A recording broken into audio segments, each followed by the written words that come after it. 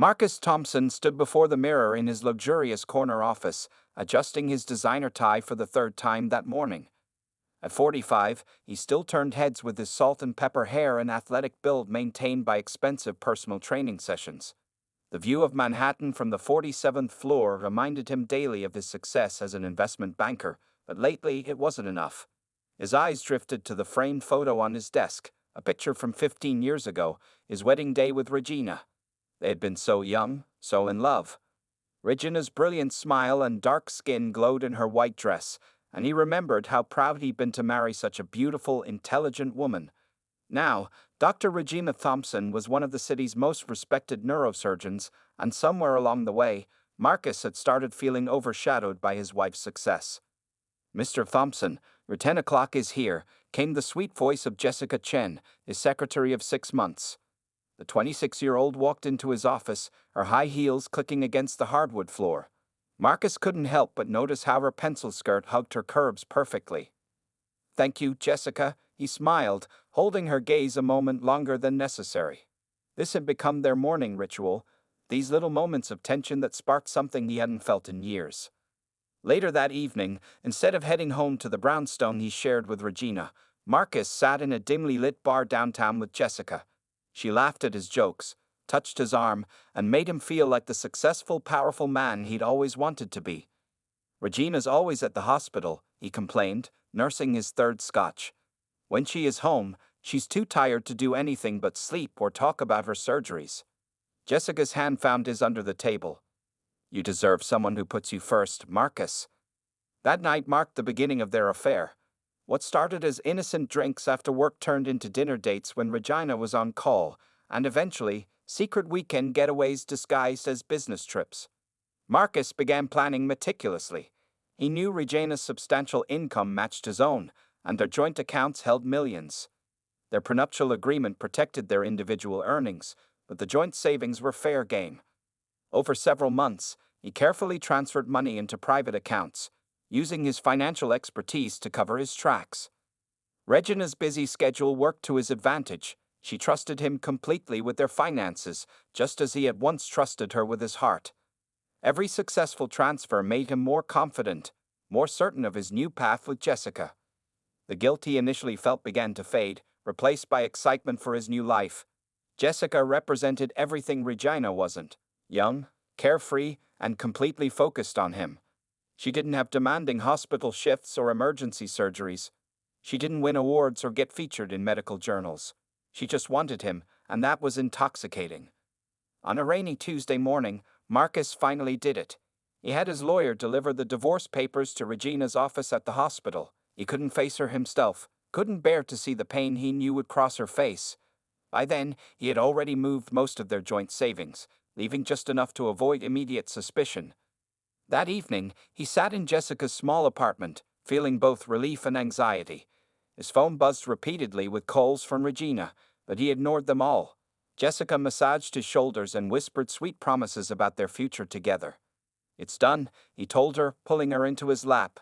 "Once the divorce is final, we can start our life together properly." What Marcus didn't know, as he sat there feeling victorious, was that he had severely underestimated his wife. He saw Regina as the busy doctor who was too absorbed in her work to notice his betrayal. He forgot that the same brilliant mind that made her an exceptional surgeon also made her a formidable opponent. In his rush to start a new life, Marcus had made critical mistakes. He had assumed Regina's long hours meant she was disconnected from their finances. He had forgotten that her attention to detail, which made her a successful surgeon, extended to every aspect of her life. Most importantly, he had underestimated the power of the connections she had built over her career.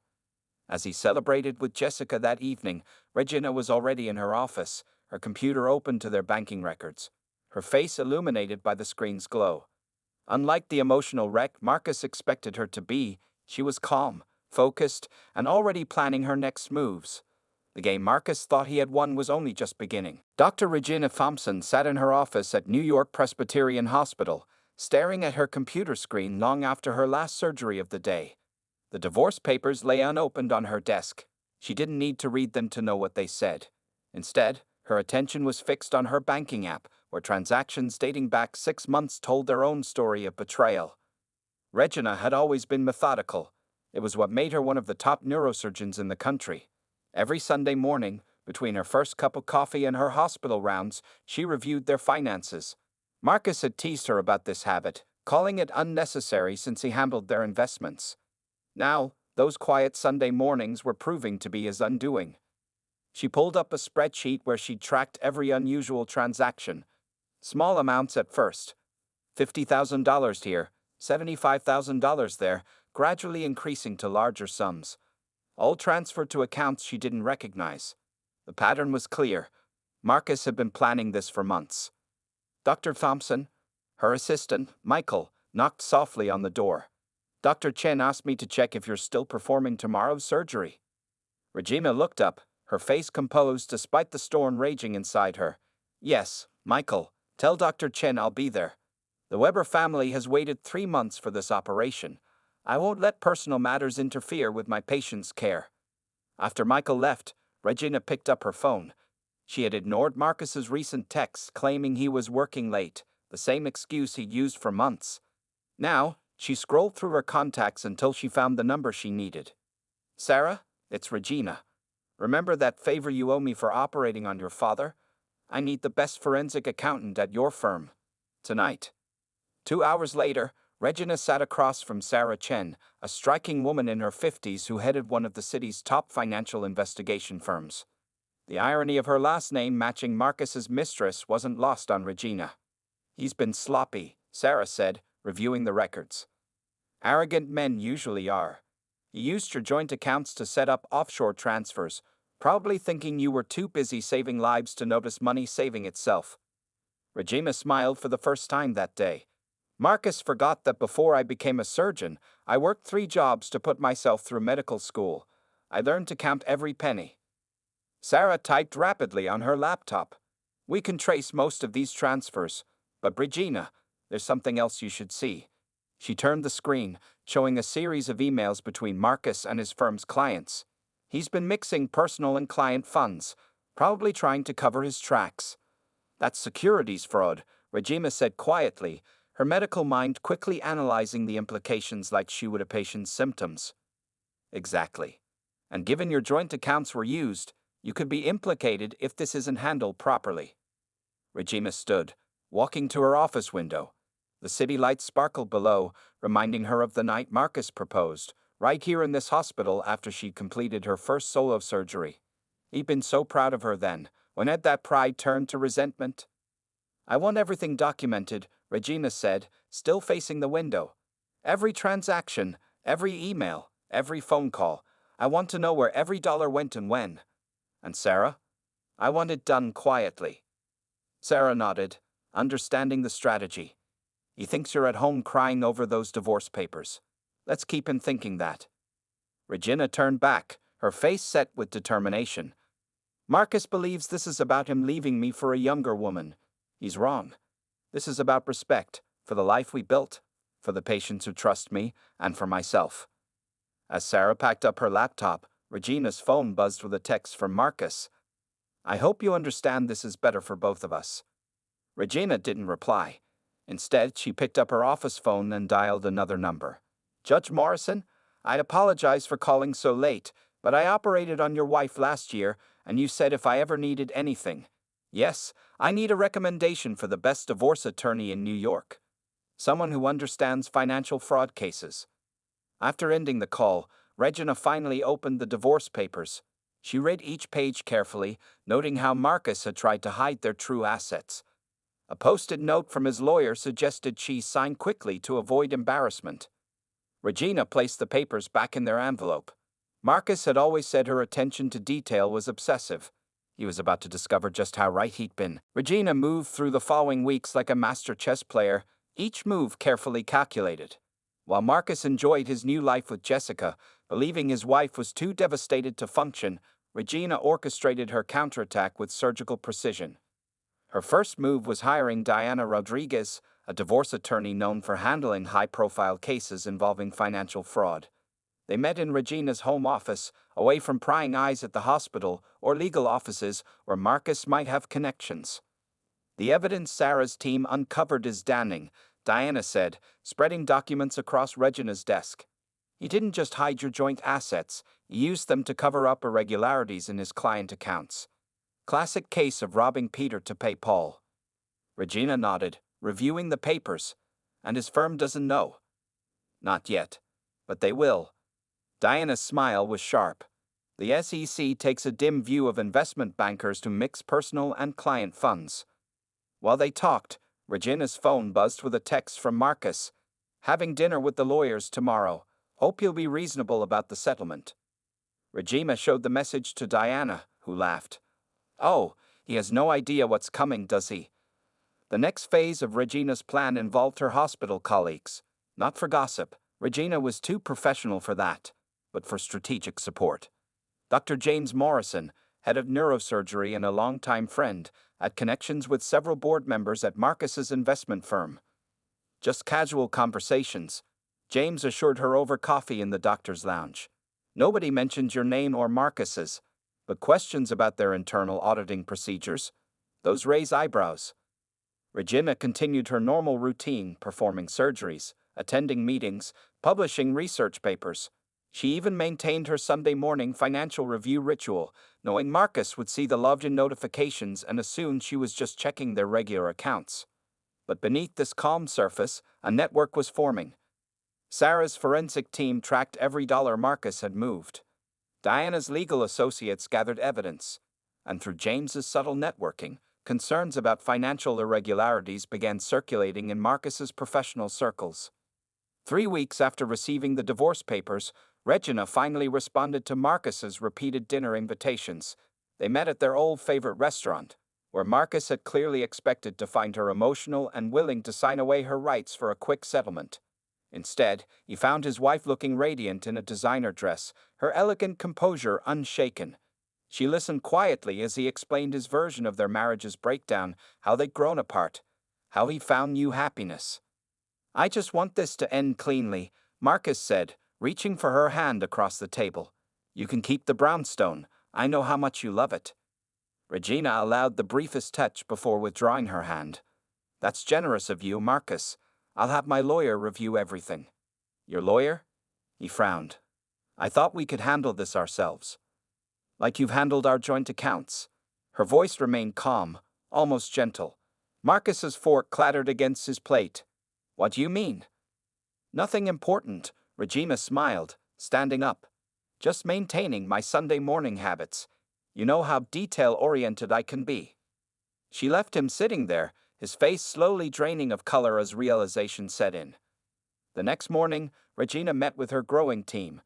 Sarah's forensic accountants had traced most of the hidden money. Diana's legal framework was ready, and James reported that Marcus's firm had quietly begun an internal audit. "We've mapped all his transfers," Sarah explained, displaying complex financial diagrams. "Each time he moved money to cover his tracks, he left evidence, like breadcrumbs leading right to him. The beauty is," Diana added, "he thinks he's still in control. His lawyer's settlement offer proves it. They have no idea what we documented." Regina reviewed their findings, her surgeon's mind appreciating the precision of their work. Every detail was noted, every transaction recorded, every legal statute referenced. "When do we move?" she asked. "We filed the preliminary paperwork," Diana replied. "The court date is set for next month, but the real bomb drops next week when we submit the financial evidence." Regina thought about Marcus, probably sitting in Jessica's apartment, believing he'd orchestrated the perfect exit from his marriage. He'd forgotten the fundamental lesson she learned in medical school. Success depends not on the first cut, but on the quiet, meticulous work that follows. "Then we wait," Regina said, closing the files. Sometimes the most powerful move is silence. Marcus first noticed something was wrong during his Monday morning meeting with the firm's biggest client.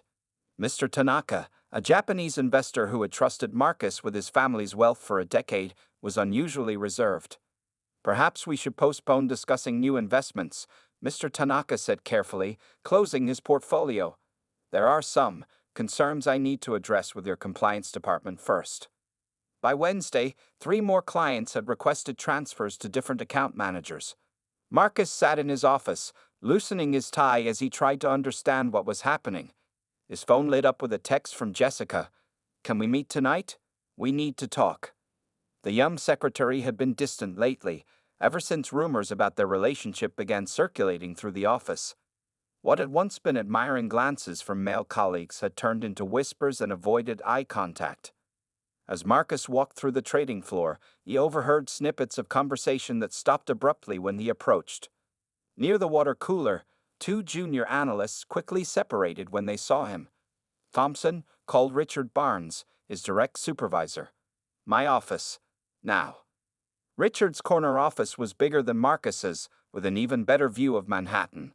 But today, Marcus barely noticed the view. Richard wasn't alone. Two members of the compliance department sat in leather chairs, their expressions grave. "Sit down," Richard said, not offering coffee as he usually did. "We've received some concerning reports about irregular transactions in several of your client accounts." Marcus felt his collar tighten. "What kind of irregularities?" "Fund transfers that don't match client authorizations," one compliance officer said. "Particularly interesting are the timestamps. They coincide with large personal transfers from your joint accounts." Marcus's mind raced. How did they know about his personal accounts? Then it hit him. Regina's connection to James Morrison, who golfed with half the board members. "It's a misunderstanding," Marcus said, trying to keep his voice steady. "I can explain everything." "I'm sure you can," Richard replied. "But until this investigation is complete, you're being placed on administrative leave. We'll need your building pass and laptop." Walking out of the building he'd entered so confidently that morning, Marcus felt eyes on him from every direction. His phone buzzed constantly, not with client calls anymore, but with messages from Jessica. He finally met her at a coffee shop far from the office. Jessica's usual warm smile was replaced by a worried frown. "People are talking, Marcus," she said, stirring her untouched latte. "They're saying there's going to be an SEC investigation. That client funds are missing." "It's nonsense," Marcus snapped. "Just office gossip. The managing director's assistant told me they've hired an outside auditing firm." Jessica looked around nervously. "And someone mentioned your wife's name, something about evidence she provided." Marcus felt the blood drain from his face. Regina. Of course. She hadn't been sitting at home crying into her wine glass. She'd been building a case against him. His phone rang. The caller ID showed his biggest client's number. When he answered, the man's usually friendly voice was cold. "Marcus, I've been reviewing my accounts. There are discrepancies we need to discuss. My lawyer will be contacting you." After the call, Jessica touched his hand hesitantly. "Maybe we should take a break, just until things settle down." "A break?" Marcus stared at her. "After everything I gave up for you?" "You didn't give up anything," Jessica said quietly, standing up. "You threw it away. There's a difference." She walked out, leaving Marcus alone with his cooling coffee. That evening, desperate to salvage something, Marcus drove to his old neighborhood. Through the brownstone's window, he could see Regina in her home office, surrounded by papers. She was on the phone, looking confident and composed, everything he no longer felt. His phone kept buzzing. Email notifications from clients terminating their relationships. Messages from colleagues suddenly too busy to meet. Calls from his lawyer warning him about mounting evidence. In just 1 week, the carefully constructed image he'd built over decades was crumbling. His reputation, his career, his relationships, all of it threatened because he'd underestimated the quiet, methodical woman he'd left behind. As he sat in his car watching Regina work, Marcus finally understood. She hadn't just been his wife, she'd been a witness to every connection he'd made, every client he'd courted, every professional relationship he'd built. And now, without saying a word publicly, she was systematically dismantling the world he thought he controlled. The courthouse buzzed with tension on the morning of the first hearing. Regina sat at one table with Diana Rodriguez, while Marcus and his lawyer, Howard Klein, occupied the other. The contrast between the parties was striking.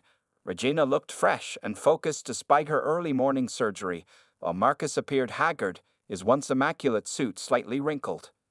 "Your Honor," Howard began, "this is a simple divorce case. My client is offering a generous settlement, including the family home." Diana stood, her heels clicking against the marble floor. "Your Honor, This ceased to be a simple divorce case when Mr. Thompson began systematically hiding assets and committing financial fraud. She approached the bench with a thick binder.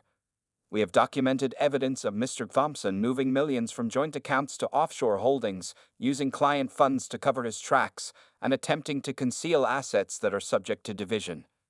Marcus leaned forward, whispering urgently to Howard. His lawyer's face grew increasingly concerned as he flipped through the papers Diana had submitted. Additionally, Diana continued, "We have proof that Mr. Thompson used joint accounts to manipulate client funds at his firm, putting Dr. Thompson at risk of being implicated in his financial misconduct." The judge, a veteran of many high-profile divorces, studied the documents carefully. "Mr. Klein, did you review these transactions before proposing the settlement?" Howard tugged at his collar. "Your Honor, we were unaware of the full scope of these accounts. Perhaps we could request a recess to review this new information." "New information?" Diana's voice carried just the right note of surprise. "These records were provided to your office 3 weeks ago. We have signed receipt confirmations." Marcus watched his expensive lawyer fumble through his briefcase, searching for documents he'd clearly never read. The confidence that had carried Marcus through decades of financial dealings was crumbling. Regina sat quietly, her surgeon's hands folded neatly on the table. She'd spent countless hours in operating rooms, making life-and-death decisions under pressure. This was just another kind of surgery, removing a cancer from her life with precision and care. "Your Honor," Diana pressed on, "we're also presenting evidence of Mr. Thompson's professional misconduct. His firm has launched an internal investigation, and the SEC has been notified of potential securities violations." Marcus shot up from his chair. "This is ridiculous. She's trying to ruin me." "Mr. Thompson," the judge warned, "control yourself or you'll be held in contempt." Howard tried to salvage the situation. "Your Honor, my client is willing to revise the settlement offer. Perhaps if we could negotiate." "Negotiate?" Diana interrupted smoothly. Mr. Thompson had months to negotiate while he was transferring funds and manipulating accounts. Dr. Thompson is not interested in negotiations. She wants full financial disclosure and a fair division of assets, all assets. The judge reviewed more documents, occasionally looking up at Marcus with growing disapproval. Finally, he spoke. "I'm ordering a full forensic audit of all accounts, both personal and professional. Mr. Thompson, you have 48 hours to provide complete documentation of every transfer made in the past year." Marcus slumped in his chair as the judge continued. "Furthermore, I'm freezing all disputed assets pending investigation. Mr. Thompson is prohibited from making any further financial transactions without court approval." After the hearing, Regina walked calmly through the courthouse corridors, Diana at her side. Behind them, they could hear Marcus arguing with Howard about the astronomical fees this would cost. "Regina," Marcus called out, jogging to catch up. "Please, can we talk about this? There's no need for all these investigations." Regina turned slowly, facing the man she'd once loved. "You know what the hardest part of brain surgery is, Marcus? It's not the actual procedure. It's the preparation, studying every scan, mapping every vessel, anticipating every possible complication. That's what you never understood about me. I don't just react, I prepare." "I'll return everything," he said desperately. "We can settle this quietly. Like you quietly emptied our accounts." Regina's voice remained steady. "Or like you quietly used our joint funds to cover your professional misconduct." Before he could respond, a man in a dark suit approached. "Mr. Thompson, I'm Agent Phillips with the SEC. We'd like to ask you some questions about certain transactions at your firm." Regina and Diana walked away, leaving Marcus with the federal agent. The clicking of their heels echoed through the courthouse corridor, marking the rhythm of Marcus's unraveling world. Jessica Chen stared at her phone, reading the latest news article about Marcus Thompson. The headline was brutal. "Top investment banker under investigation for client fund mismanagement." Her finger hovered over Marcus's contact information, unsure whether to delete it or make one last call. The past week had been a nightmare at the office. The firm had placed her on paid leave pending investigation of her role in Marcus's affairs, both personal and professional. Her colleagues, once friendly, now avoided her like she carried a contagious disease. She sat in her favorite coffee shop, the same one where she'd first caught Marcus's eye 6 months ago. Back then, he'd seemed so powerful, so in control. His expensive suits, confident smile, and promises of a luxurious future had swept her off her feet. "Another cappuccino, miss?" the barista asked, eyeing the untouched cold coffee in front of her. "No, thank you," Jessica replied, gathering her designer bag, a gift from Marcus that now felt like it burned her shoulder. Her phone buzzed. A text from Marcus. "Baby, please call me. I need you now more than ever." Jessica's thumb hovered over the message. She thought about the previous night's dinner with her mother, a practical woman who'd immigrated from Shanghai and built a successful restaurant business. "You think he left his successful wife for love?" Her mother had scoffed. "Men like that don't leave power for love. They leave because they're running from something. Now he's falling, and he'll drag you down too." The bell above the coffee shop door chimed. Jessica looked up to see William Chen, no relation, walking in. He was one of the firm's wealthy clients, young, handsome, and legitimate. They'd flirted occasionally during his visits to the office, but she'd been too involved with Marcus to pursue anything. William noticed her and smiled. "Jessica, I heard about everything. Are you okay?" She gestured to the empty chair across from her, and William sat down. His concerned expression seemed genuine, unlike Marcus's recent desperate looks. "I'm surviving," she said, managing a small smile, "though my career might not be." "Actually," William leaned forward, "I might be able to help with that. My tech company is expanding, and we need someone to manage investor relations. Someone who understands both finance and discretion." Jessica's heart skipped a beat. Was he offering her an escape route? Her phone buzzed again. "Marcus, they're freezing my accounts. I might need to stay at your place for a while." William noticed her frown. "Is that him?" "Yes," Jessica sighed. "He's losing everything. His wife's lawyer is absolutely destroying him in court." "Dr. Thompson is brilliant," William nodded. "She'd operated on my uncle last year. Saved his life. Everyone in the community respects her." Jessica felt a sudden shame. She'd never thought about Regina as a person who saved lives, only as the older wife Marcus complained about. "About that job offer," Jessica said, straightening her spine. "I'd love to hear more." As William described the position, Jessica's phone kept buzzing. Marcus's messages grew more desperate. "Please answer. I need money for my lawyer. Just a small loan." 2 hours later, Jessica sat in her apartment, drafting an email to Marcus. Her mother's words echoed in her mind as she typed. "Marcus, I'm sorry, but this needs to end. I've accepted a position with another company and will be relocating to Silicon Valley. Please don't contact me again. I wish you the best in resolving your situation. Jessica." She packed up the gifts he'd given her, the bags, jewelry, and clothes, into a box for donation. The things she'd once thought represented love now felt like evidence of her naivety. Her phone rang one last time, Marcus again. This time, she let it go to voicemail. His message was slurred, emotional. "Baby, please. You're all I have left. Regina's taken everything else. I need you." Jessica deleted the message and blocked his number. She walked to her window, looking out at the city lights. Somewhere out there, Marcus was facing the consequences of his actions, and Dr. Regina Thompson was probably saving another life. William had offered to take her to dinner that weekend to discuss the job details. A proper dinner, at a restaurant where they wouldn't have to hide. Jessica smiled, feeling lighter than she had in months. She'd been Marcus's mistress, his secretary, his escape plan. But now she would be something else entirely free. The final hearing fell on a rainy Wednesday morning. The courtroom was packed, not just with lawyers and assistants, but with several of Marcus's former clients and colleagues who had been subpoenaed to testify about his financial dealings. Marcus sat alone at his table. Howard Klein had withdrawn as his counsel the previous week, citing irreconcilable differences after discovering Marcus had lied about additional hidden accounts. His new lawyer was a young public defender who kept checking his phone nervously. Regina entered the courtroom with Diana, both women radiating quiet confidence. The past 3 months of investigations had uncovered far more than even they had initially suspected.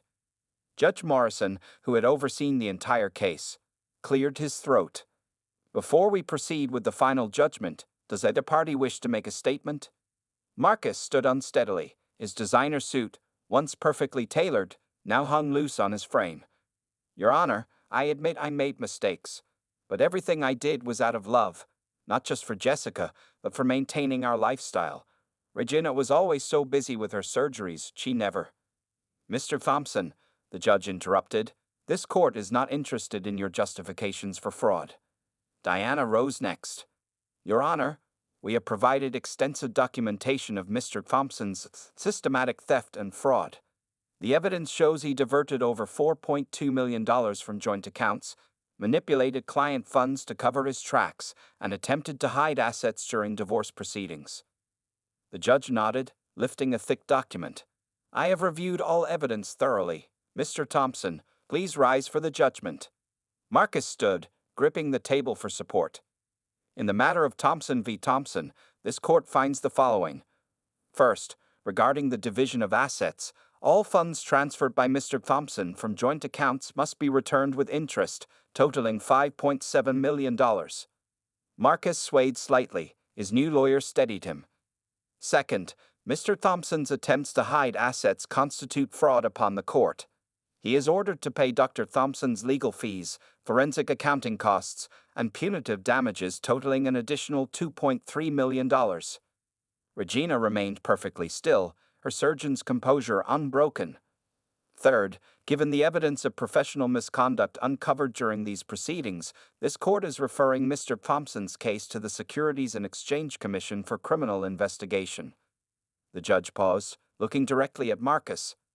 Furthermore, based on the documentation provided, I am notifying the State Banking Board of your actions. Expect your banking license to be suspended pending their review. Whispers rippled through the courtroom. Marcus's face had turned ashen. Finally, the judge continued. Dr. Thompson's request for a clean break is granted. Mr. Thompson is barred from any contact with Dr. Thompson outside of court-approved channels for financial restitution. The gavel struck with finality. Marcus collapsed into his chair as Regina and Diana gathered their papers. Outside the courtroom, reporters waited with cameras and microphones. Regina walked past them with dignity, offering no comment. Marcus tried to slip out a side door, but was cornered by angry former clients demanding explanations. In the parking garage, Regina finally allowed herself a moment of relief. Diana touched her arm gently. It's over, Diana said. He can't hurt you anymore, financially or otherwise. It was never about the money, Regina replied quietly. It was about justice, about consequences for betrayal. Her phone buzzed. The hospital needed her for an emergency surgery. Even on this momentous day, there were lives to save. As she drove to the hospital, Regina passed the building where Marcus had once been a respected banker. The security guard who used to greet him every morning was now watching him argue with security, trying to retrieve personal items from his former office. In the surgical prep room, Regina methodically scrubbed her hands, her mind clear and focused. A young resident approached hesitantly. Dr. Thompson, we heard about the verdict. Are you sure you want to operate today?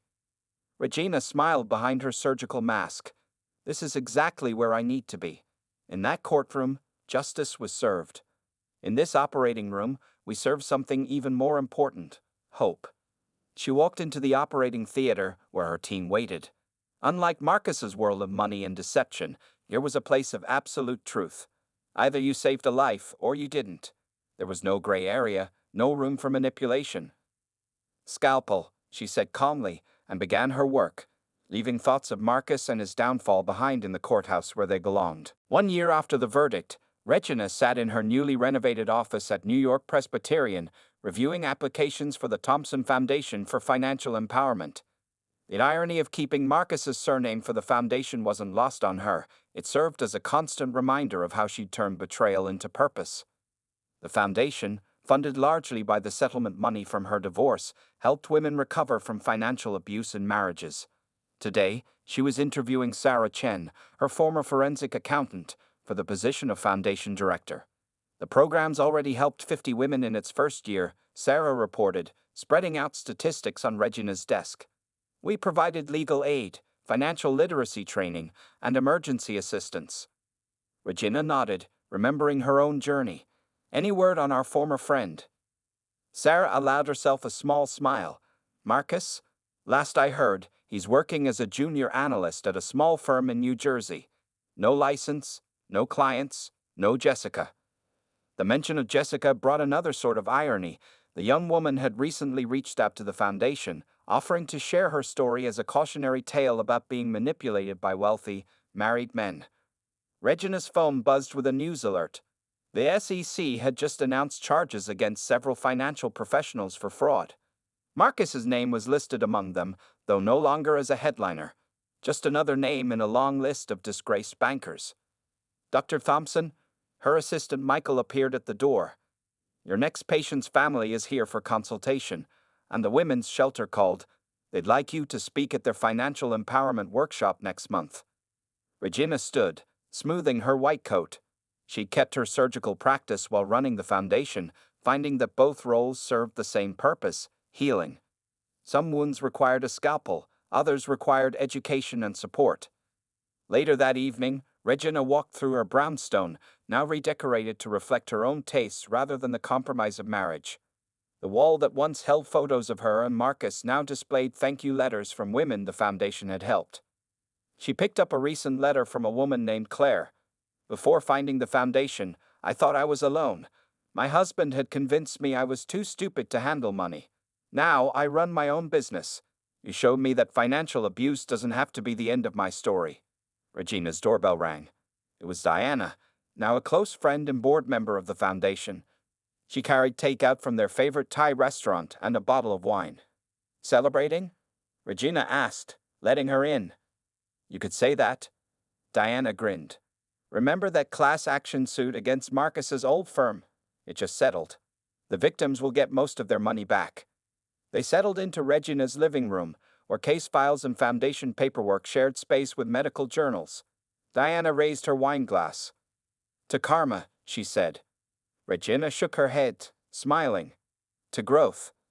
As they ate, Regina checked her email. Another woman seeking help, referred by her divorce attorney. The story was familiar. A husband hiding assets, manipulating accounts, using financial control as a weapon. You know, Diana said, watching Regina read the email, when Marcus did this to you, he thought he was destroying your life. Instead, he gave you a new purpose. Regina thought about that. Her marriage's end had revealed a problem bigger than her own betrayal, a pattern of financial abuse that affected countless women. Her medical training had taught her that sometimes the best way to heal yourself was to help others heal. Her phone buzzed again, a text from Jessica, who was now working with the Foundation's outreach program in California. Another successful workshop today. 20 women learned how to check their credit reports and set up independent accounts. Thank you for showing me how to turn my mistakes into something meaningful. Regina smiled, remembering the scared young woman Marcus had tried to buy with designer bags and empty promises. Jessica's transformation was just another example of how endings could become beginnings. Outside her window, New York's lights twinkled like stars. Somewhere out there, Marcus was facing the consequences of his choices, stripped of his power and prestige. But Regina had stopped thinking about revenge months ago. Her focus now was on prevention, education, and healing. She turned back to Diana, ready to review tomorrow's foundation cases. As they worked into the night, Regina felt a deep sense of satisfaction. Marcus had tried to empty her accounts, but he'd ended up filling her life with new purpose instead. Sometimes, she realized, the best revenge wasn't getting even, it was getting better.